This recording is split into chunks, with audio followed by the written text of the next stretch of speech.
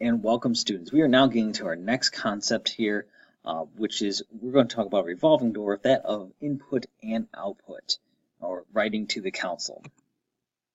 So first thing I want to talk about is our good old friend console.WriteLine versus its little brother console.Write. So we've been using console.WriteLine to write strings, variables, and even concatenated strings with other strings and variables to the console. Now every time you do a WriteLine statement, the cursor will appear on a new line. We do console.WriteLine, puts on one line in the command prompt, we do it again, appears on the next line, do it again, next line, etc. Now, console.write pretty much does the same thing, however, it will not write on a new line with each statement. Think of WriteLine more of acting than as a paragraph, whereas write is just makes a new sentence. So if I do console.write, and then I follow with another console.write, it's actually still on the same line, unless either I do a escape character that does a line break, or I use a console.WriteLine statement. Now, if we want to add a new line, okay, so let's just say we want to add a line break or a blank line in our code. We can just add a blank console.WriteLine. So if I wanted to have a statement and then a blank line and then another statement, that's how I can do it. What this does is that it forces the cursor to a new line, but it'll leave it blank because we didn't really pass any values, which means those parentheses are empty. So if you just put console.WriteLine, it's fine. It just means nothing will be in there. Now, while we can technically do something similar with escape characters, if you remember, it's the /n for the new line. Escape characters are really kind of more meant to be done in the middle of a string rather than on a new line of code. So if we wanted to, in our WriteLine statement, add the escape character, we can do that, but we can accomplish again the same thing just by leaving it blank. Now, let's get into something new, which is getting input. And we've, at this point, done nothing but getting output. So we just like, hey, output a number, output a variable, output a string, output, output, output. Nothing with input. However, it may shock you to realize that how we get input has really been in front of us all along. You ready for the drum roll? It's not anything new or strange. To get input from a user, we just use console.readline. That's it. Console.readline is the code that we'll need. Now, there's a little bit of a tweak we have to do with it, but console.readline is the primary thing that we need to get input. So, in order to kind of have that thing, we have to store it into input into a string or variable depending on need. Now, that being said, you can't directly put it into a variable. Right, and we'll talk about that here in a second. It's always going to go into a string, so we'll just use like string line equals console.readline. Great way to do it. So every time you want to store an input, just put string line equals console.readline. Boom, beautiful. We can then output whatever we captured using console.WriteLine line. That's it. So if I I put string line equals console.readline, the program will, I type hello program, then I do console.WriteLine line. When I run my program, I'll type in hello program and out will come hello program. Now, as I mentioned, console.readline will take all values in as a string. So you can't really use a variable. Like you can, but we'll have to talk about that here in a second. So we have to modify our approach if we want to, for example, get a number. So if we want the user to type the number 5, we can't just put 5 in there. We actually have to do a little bit of work for that. Before we get to that, though, let's just talk about continuous input. This continuous input is how we can get something over and over and over again. So we want to continuously run the program. So if we want just a single input, we can call read write every time, which is not bad, but let's say you need to do this 1,000 times. Well, I don't have to write out 1,000 lines of code. Even if I can copy and paste it, it's still kind of inefficient because I still have to go and copy and paste all those times. We can instead use something known as a loop to continuously call the code when we want it to run. In this case, we're going to use what's known as a while loop to continuously check to see if the code's condition is met. Now, don't worry about how to actually write a loop for now. We'll get to that later on when we get to actually our section on loops. So just kind of use the code pretty much exactly as you see it, as we're going to really kind of tackle loops in our lesson. So we're kind of sprinkling in the seeds of how to use loops right now. So again, don't really worry about loops. So here's our code for continuous input. While true, so this is the loop, console.WriteLine, enter input. This just simply gives the user a prompt that tells them put an input in. String line equals console.readline, get input from the user. If line dot equals quote exit, quote, right, this simply just will check the string and close the program if the value exit is typed. Right? Then we just do a break, which pretty much tells it to leave that loop. And then console.WriteLine, you type plus line. So right down here after this if statement, I could have this, it doesn't have to necessarily be console.WriteLine. I could have it do a whole bunch of other things. Like I could have it, if I wanted to, at this point do addition, do multiplication, want to have it do whatever, I could. This is simply just how I can check that input there.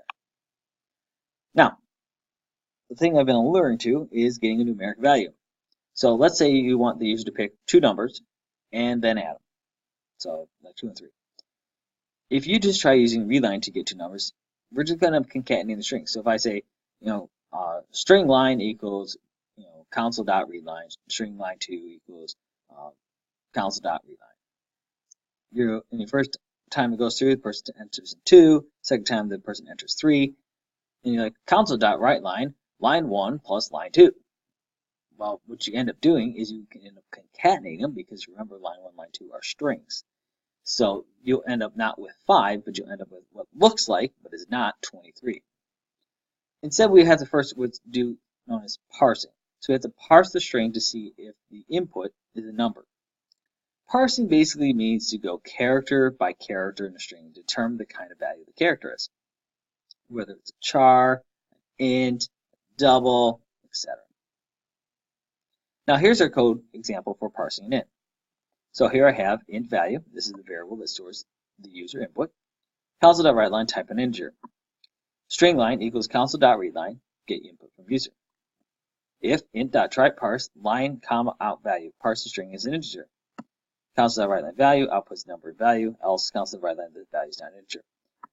The important thing to note is right here in this int.tryParse. This line right here corresponds to this line.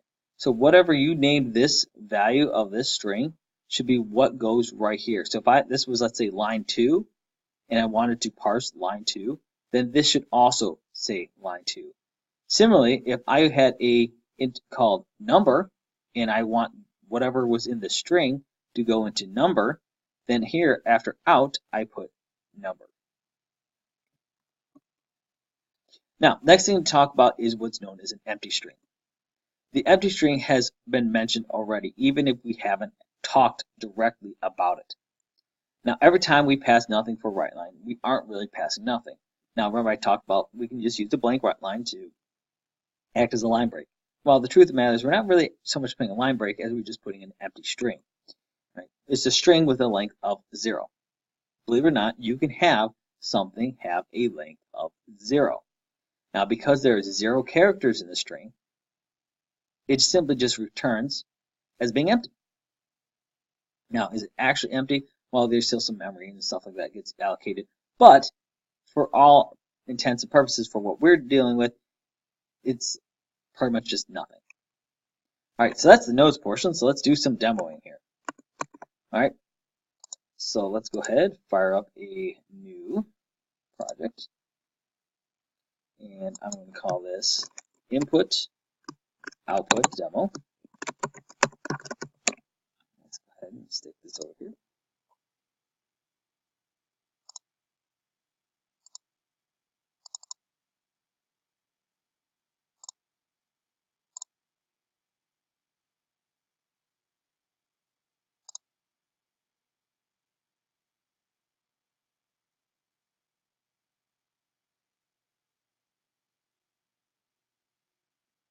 Okay, so similar to many of the things we've done before, let's go ahead and get started. I'm going to go ahead and just right off the bat show you the difference between write and WriteLine. So I'm going to do a console.WriteLine, and I'm just going to have it say this is the first line. Console.WriteLine. This is the second line. Now let's show the same thing, but with a console dot write. This is the first line. Console dot write. This is the second line. Now you'll notice that these two codes are exactly the same, except for one is write line, one is write. So if I go to run my program,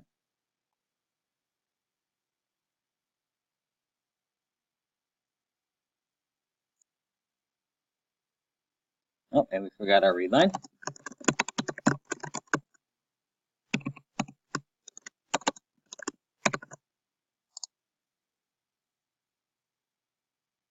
There you go. We have this is the first line, this is the second line, and then we have here this is the first line, this is the second line.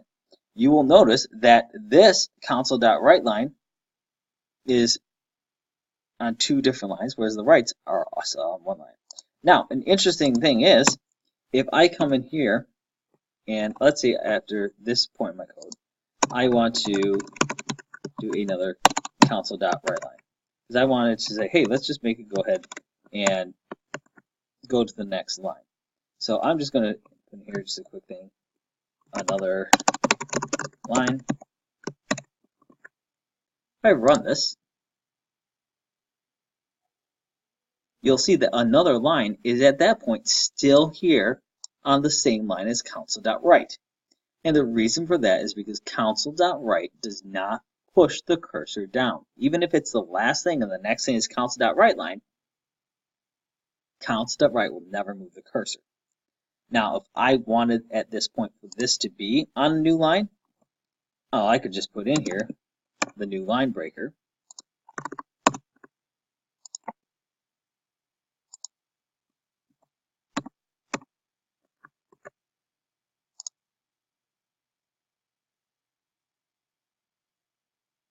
And you can see that at that point, it pushed it down. Alternatively, if I didn't use escape characters, the other way that I could have pushed this down to the next line is I just did a blank console.write line.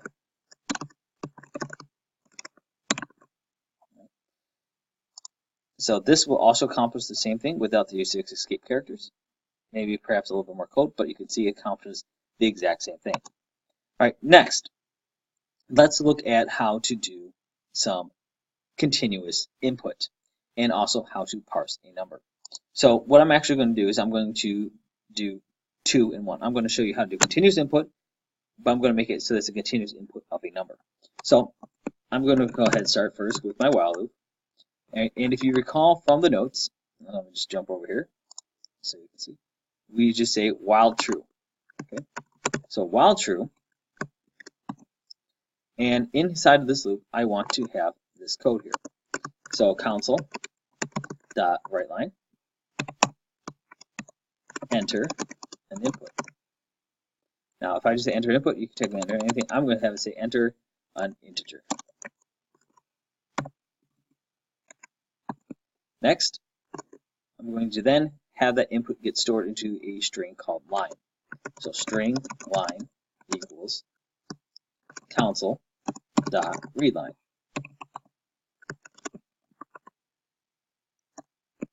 If, and now we have to check to see if the program is going to exit.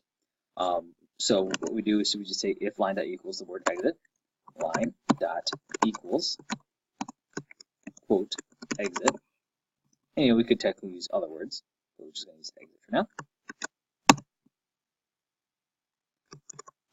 We just simply tell break.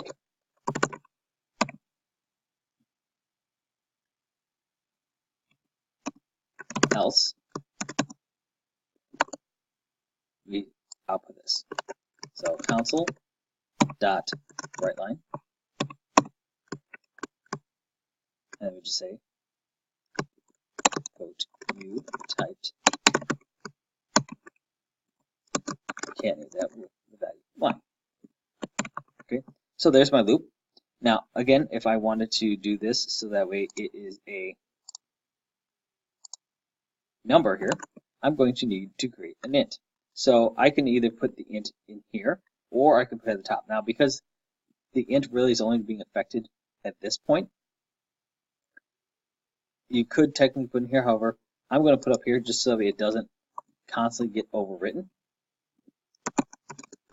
by some happenstance. So here's my int value. And what I'm going to do is I'm actually going to change this so that this part of it, right here with the parse, happens inside of this else statement. So you typed this, and I'm going to have it say if int dot try parse, and I want to try parsing line, comma out, and I'm going to put that in value. Then what we have to do is we say console.WriteLine value. Console.WriteLine value. Else, you see, that value is not an integer.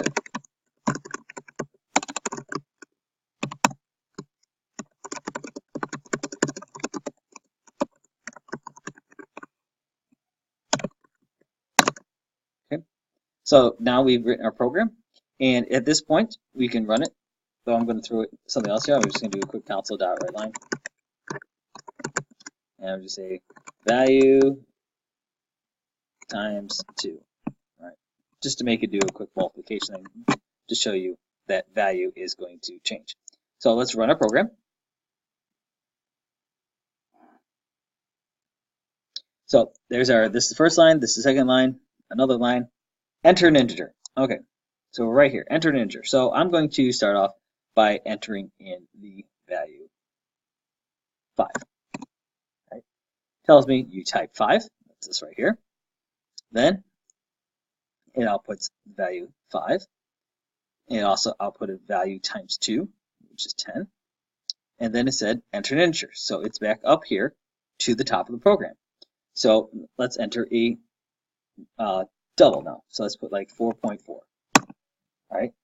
So it says you typed 4.4. Now notice it did not repeat this piece right here because 4.4 is not an integer. So it outputted that value is not an integer, and again it comes to the top. Similarly, if I had put in a word, let's say hello, right? It does the same thing. You typed hello, that value is not an integer, enter an integer. Now, at this point, if I type exit and hit enter, it has now left the loop. Now, the only reason this has stayed open is because of my console.readline here. If I were to take this console.readline out of the program, my command window would have shut. It would have closed right away. So, again, another demo of how to do these various things. This looks very complicated, but for what we are working with, largely you're just going to end up kind of working with this sample codes that I've given you, and you're going to kind of just almost copy and paste those pieces into there. So that kind of wraps things up for today, folks. So I guess we will see you next time.